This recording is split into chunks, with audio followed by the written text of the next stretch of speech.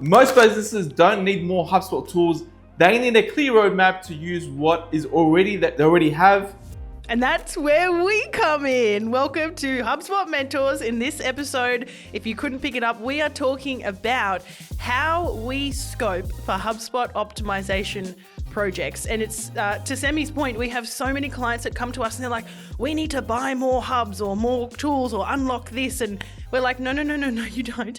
You need to use what you've already got better. And before you even consider unlocking or buying more HubSpot, let's just break apart what you're already doing and get you the most value and the most revenue out of the things that you're already paying for. So yeah, absolutely. So today we're going to be speaking a lot more in depth about how we scope for that, because we already talked about how we clean up HubSpot portals, how we go through a range of bits and pieces. But today's episode, we're going to be spending a little bit more time on how we actually scope this out, because where do you start? There's too many things jumping at you, right? So this is the episode for that.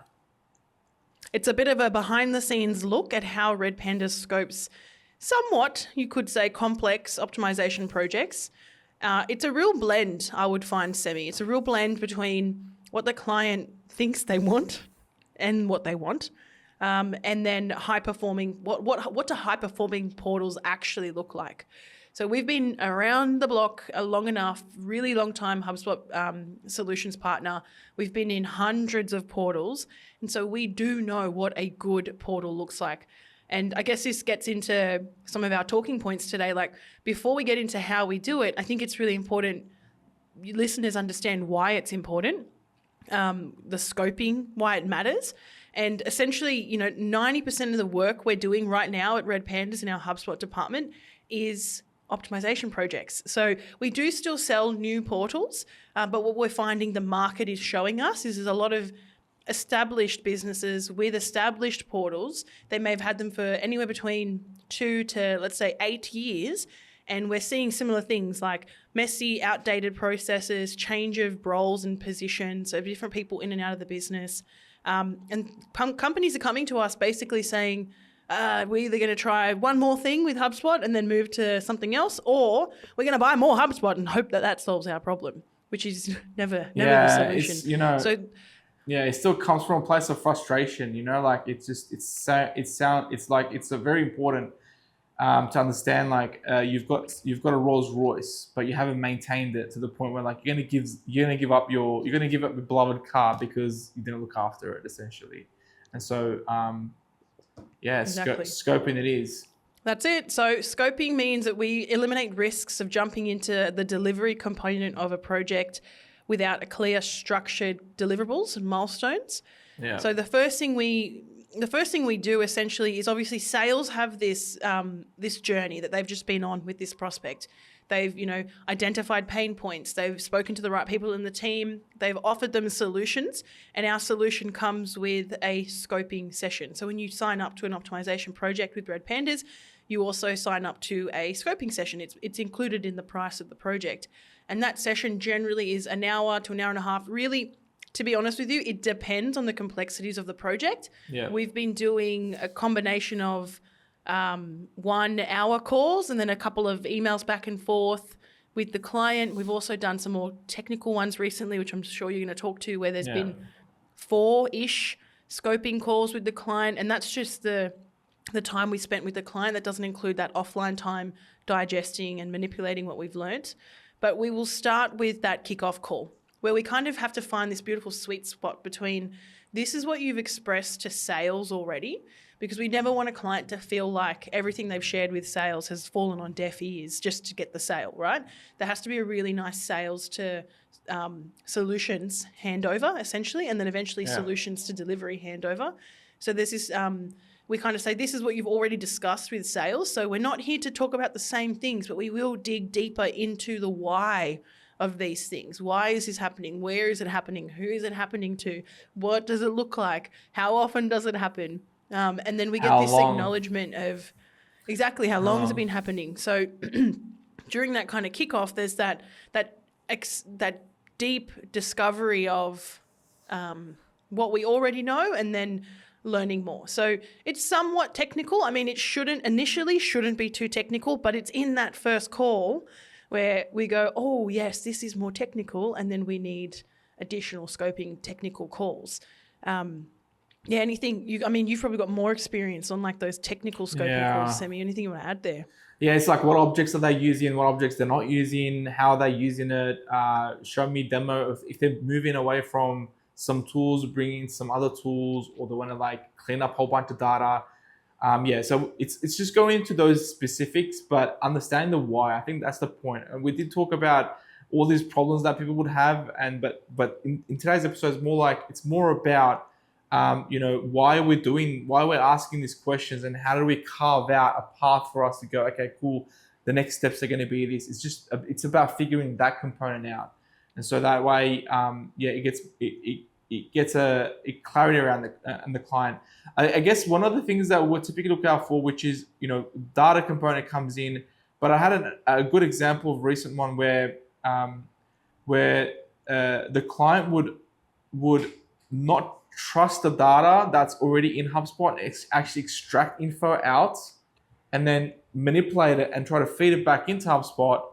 But then along the way, they won't be using keys and stuff, and it's like a complete mess in there. And then you can't really drive that forward. And it's like a bit of like change management piece too. It's not just about HubSpot. I think just figuring out who the players and stuff are and understand bigger scope is what really matters in this scoping session. Yeah. 100%. So like you said it, there's the objective and like, why are we doing this? What are we trying to achieve? More often than not, clients want to do everything at once in the same scope of the project. And I can understand why. I mean, there could be campaigns, brands, new people in the business, acquisitions, whatever. There's always aggressive deadlines across, business. But we can't commit to everything. And so part of the scoping, or the series of scoping calls, allows us to understand, to Semi's point, what's the most important why. Why is it important that data manipulation process that Semi just shared, why is it important we solve that in this project and not that other thing that you talked about, like lead scoring, for example, because you really want to do lead scoring and it's going to help you, improve your sales rates and all that type of stuff. But we need to do the data manipulation piece first, because otherwise we don't have any data to lead score. So it's understanding really, it's like a wish list. We go into these calls where we're like, let's investigate, dig deeper, understand what's going on. And we even say to clients, hey, look, like treat it like a wish list. We're not committing to anything yet because we need to get the big picture. And generally, like I said, an hour to an hour and a half, if it's a standard kind of sales and marketing hub, no external kind of connections or anything like that, is generally more than enough time. The minute there's integrations, as in they want to bring more data in, send data out, or migrate off of one thing to another, that's when it gets a bit more technical, and we tend to loop in, migration specialists, integration specialists, developer, coder, whoever and whatever it needs to be. Again, so that we can scope it thoroughly enough to do what we do next, which is essentially presenting back to the client their scope and what we're willing to commit to. So on that note, once we've had those scoping sessions, and this is just just what the client sees. I mean, what they don't see are the hundreds of Slack channels, messages that we send each other, or the Looms we send internally, or the emails we send each other to clarify things and make sure someone's understood properly, and this is what needs to be done here by who and by when and how long it's going to take. So there's so many things that happen there. But then once we have all of this beautiful information that the team has put their brains together on, we can then go off and create a scope of works, essentially, for the client. And spoiler alert, the featured feature today is an example of what a scope of works looks like with RedPandas. So I'm excited to share that with you. But in that session, Semi, do you want to share kind of like, I guess, a bit of a flow of like how we present to the client what they came to us with, why we want to prioritize certain things and not other things? Yeah, so it's just about closing the loop on the client's mind, because by the time we end up in a scoping session review, or like understanding, or like giving back to the client what we understood, debriefing session, or the presentation, or whatever you want to call it, that it's been a bit of time that we'll typically have gone through. And so therefore trying to bring everything to a place where everyone's on the same page is where we typically start. So what's happened up until now? How many meetings have we had? What are the findings that we found? And then we'll jump into like, what does that look like? And so we'll just share the journey up until then. And then along the way, depending on what type of interactions you might have had, you then ask some of the questions. But the next step after that is, what's the objective? Because obviously, you went through a whole bunch of things. What's the objective of the actual project we're trying to achieve? Because that's going to be the anchor point for us to think, okay, cool. Any solution or action that's going to be proposed moving forward, does that align with the anchor, which is the objective point, right? So once we then outline the objective, then we jump into this the solution part, or how we got to the solution, or about to get to the solution component. So okay, cool. We did the background work.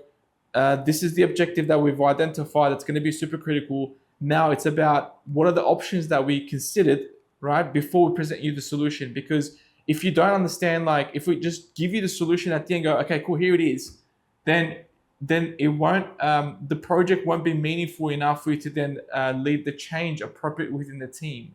So going back to that component is like, you need to showcase, okay, cool, these were the problems, these are the objectives, we considered these options, and here's our findings, and there's going to be some decisions that you need to make, Mr. Client or Mrs. Client, whatever that looks like.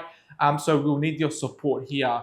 And it's more about a collaboration approach moving forward, because you know your portal better than you know your team better than we do. You know the tools that you need, you know the problems that you're trying to solve better than we do. But we're here to support you in trying to get your HubSpot appropriately set up so that it aligns with the objectives that you want to achieve. So that's the presentation component that we'll kind of wrap up with. This could be in a document format. This could be in a presentation format. I think the idea is by the end of that call, everyone should have a clear understanding of what's the next steps. What are the things that need to happen at a high level or in a timely manner to get to that project close, so that everyone, it's a success rather than some of the things that might not be talked about, along the way. Yeah, 100%. And I mean, so far so good in terms of the reception of this approach to HubSpot optimizations.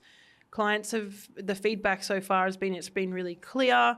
I know exactly what is expected of me, client, and of you, RedPandas. I know what you need from me by when, which has been really cool. And I mean, I think these projects, like, it's equally as important, our, project manager communication skills, to continue to communicate and reiterate to a client, this is the scope, this is what we're working towards, and managing scope creep, which is like such a real thing. And I wouldn't say scope creep was the reason why we've done it like this, but when we've sold these to clients and we've explained that we scope it first, we give you a checklist of things that we're going to get done, and then you say yes, they love it. It's so clear, the expectation of what is going to be delivered from the vendor to the client. So reception's been really well. I mean, we're selling these like hotcakes, so we're going to see how scope creep's managed over the next few months with some of these bigger, more complicated and technical optimization projects. But that's pretty much how RedPandas scopes for an optimization. In a moment, we'll get into our featured feature, which is a bit of a walkthrough of myself taking you through what a typical scope would look like to a client. So it's got a lot of those key things that Semi shared. So if you are interested in any of the things that we've discussed today, sounds like something RedPandas can help you with in terms of optimizing your HubSpot for better, close rates, data hygiene, efficiencies, integrations. I mean, if it's got HubSpot on it, there's a good chance we can optimize it. Then don't hesitate, reach out, book in a session with Semi or myself today. We'd be very happy to have a paid scoping session with you to get a project started. But with that said, Semi, is there any kind of final passing, things you want to say? Yeah, let's have a chat. I think it's just we've been going through this for a while now, and so even if you do decide to go ahead with us, don't go ahead with us, or whatever that would look like, I think you'll get a lot of value just even just by reaching out and just figuring out what that looks like. So yeah, enjoy the next few minutes of us going through the document side of the scoping session. And thanks very much for today. And we'll see you guys next time. Bye. Bye. Hi there, Tasha here from RedPandas, and in this video I'm going to take you through how we scope for our HubSpot optimization projects and what you can expect if you're going to work with us. So after you've had preliminary conversations with sales and potentially a initial mini scoping session, you will engage with us in what we then call a paid scoping session, and that is where we will run through a series of calls with yourself, technical specialists within your team, depending on the complexities of your project or requirements. We will typically talk with heads of sales, operations, rev ops, and even the marketers. And at that point, this could be 1 to 2, 3, never more than 4 calls, again, depending on the complexities of the project. We will have those series of calls over a 1 to 2 week period, and then we will take it offline and develop what is called your HubSpot optimization scope of works. And it is in this document that we then we go through the project overview. So what is it that you've engaged with us on? What are we trying to achieve? And a nice succinct summary of the things and the pain points and the issues that a project that you engage RedPandas on is going to help you work towards solving. Next, we're going to never more than 5 key objectives of the project. So it's really important that we are objective based and we're working towards achieving a goal and making the most out of the time that we have together. So once we've understood your pain points really well and the problems the business is facing in regards to HubSpot, we will then go through and create the project objectives and get you to confirm that we've understood your situation as best possible. Next, we'll go into a very specific scope of works, which includes key deliverables. So for this particular example, we've broken it down into the particular hubs that we would be scoping you on. So we've got key sales hub deliverables and a key objective when it comes to what we want to work on in your sales hub. We also have maybe a marketing hub deliverables and a key objective as to what we're focusing on in your marketing hub. And if there are any further technical or reporting deliverables, we will also itemize and scope those into the project. After we've gone through the specific scope of works, we have to take into consideration the project management and the change enablement, especially if we're making big changes to your HubSpot system. We have to make sure that we've considered what the deliverables there that are going to be led by us in terms of meetings, trainings, closed calls, all that type of stuff. Next up, we'll have an estimated schedule or a timeline. So depending on the length of the engagement, we will break it down into high-level key milestones to be achieved in those particular weeks within the months of the project. This is an estimation, as we know that when we're doing projects, things can come out of the way, unknown unknowns. Therefore, we do our best to stick to this timeline. However, things might happen quicker, things might take slightly longer. Finally, we typically get you to approve and sign off on the scope of works. This basically means that anyone involved in your project, we will either get you to sign off on it in this document or reply to our email with an approval and a sign off. Therefore, we are both agreeing on this is what you've come to us with, this is what we're going to do to solve it, this is how we're going to do it, this is when we're going to do it by, do you agree? And most of the time we get a glowing approval and signature to move on. The last piece in our scope of works, which is definitely worth mentioning, and clients, it's really important to understand that we want to do everything with you and for you straight away, but we know that that is not achievable. So we always have a not in scope or a potential phase 2 section. So of course, out of all those sessions that we have with yourselves and your team and the technical requirements, we hear lots of ideas and things that you want to do.